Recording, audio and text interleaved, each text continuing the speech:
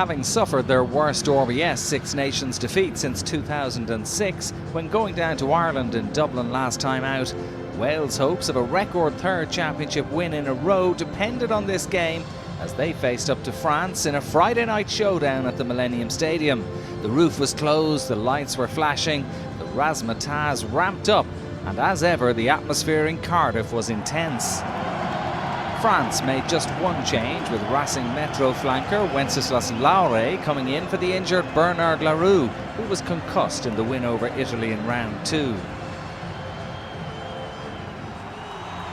The Welsh had to make a last-minute change when Alun Wyn Jones was ruled out with a foot injury. Jake Ball came in for his first start in his place. Osprey's scrum half Rhys Webb replaced Mike Phillips in one of 3 other changes in the Welsh starting 15. Webb's 5th cap, but his first start. Luke Charteris replaced Andrew Coombs, and Liam Williams came in on the wing with George North moving into the centre to replace the injured Scott Williams. And Warren Gatlin's men made a lightning start. With just 2 minutes gone, Leigh Halfpenny landed a tremendous penalty from just inside the French half to put Wales 3-0 ahead. You could feel that the Welsh had been stung by that defeat in Dublin, and they were playing with real purpose. After a lovely sweeping move across the field, Halfpenny on the wing kicked ahead. Brice Dulin won the race to the ball, but he collided with Jean-Marc Doussain, and it allowed North drop on the ball for the try. The ref checked with the TMO to make sure North hadn't pushed Dulin, and the replays showed that the Welshman was innocent and the try could be awarded. Although Halfpenny missed the conversion, the men in red had an 8-point lead with only 5 minutes on the clock.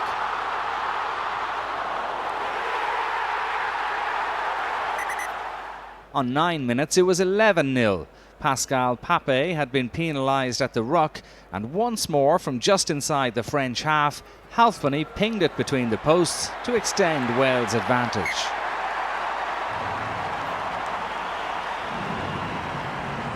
The home side were rampant, but they were almost caught out in the 13th minute. Rhys Priestland was dispossessed, and when the ball broke free, Yoann Huget thought he was in for his 3rd try of the campaign. Good footwork from the French winger before going over, but unfortunately for him and the French, play was called back for a knock-on when Pape made the tackle on Priestland. The French were unhappy with the decision, but the TMO confirmed that the officials had made the right call, and it remained 11-0. However, the visitors did eventually get on the score sheet when Doussain kicked a 16th minute penalty from 30 metres out, and that brought it back to 11-3. Halfpenny has been a hugely consistent kicker for this Welsh side, and when the French scrummage was penalised for going down, it gave the Welsh number 15 another chance to kick at the posts, which he took to make it 14 points to 3.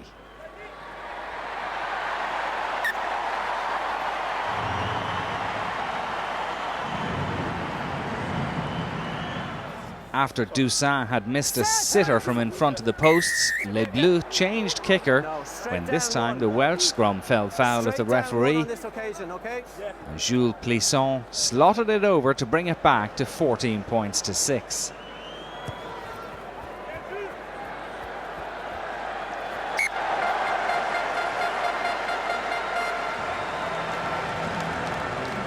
However, within another couple of minutes, Halfpenny made it 17-6.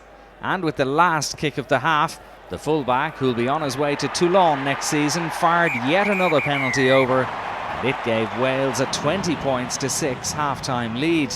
The Welsh looking good for a 3rd straight win over France for the first time since 1972. Into the second half, France were desperate for the first score, and after Plisson had missed with a penalty attempt, they came close in the 48th minute. Mathieu Bastareaud finally got his engines revving, but unfortunately for the French, Hugo Bonneval couldn't collect the offload, and the chance was gone.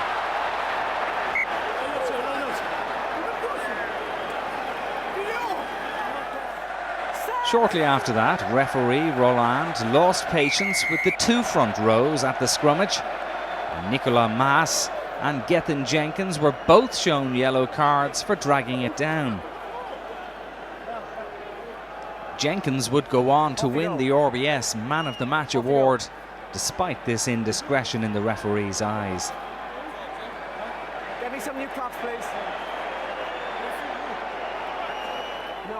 Then in the 62nd minute, when the influential Louis Picamol was rather harshly yellow carded for not releasing in the tackle, the big number 8 clearly didn't agree with the referee's decision and made his feelings known. As if that wasn't bad enough for Philippe Saint-André's side, they were reeling again within a couple of minutes of that decision as Wales piled on the pressure in front of the posts.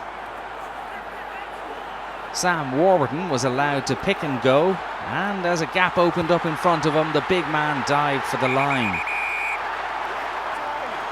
Again, the TMO was called into action, and it was deemed that the Cardiff man had just reached the line, and there had been no knock-on in the build-up to the try. It left Halfpenny with a relatively easy task of slotting the conversion over, and Wales led 27 points to 6 with 17 minutes remaining.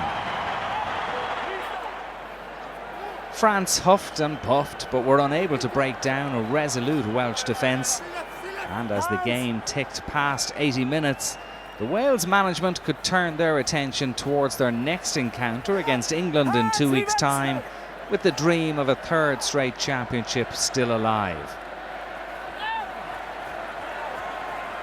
As the final whistle blew, the Welsh equalled their biggest ever winning margin over France, dating back to a 21-0 win in 1950. The first defeat of the campaign for France, and perhaps Saint-André's complaints about lack of cooperation from the top 14 sides, was borne out in the tired-looking display. Final score at the Millennium Stadium, Wales 27, France 6.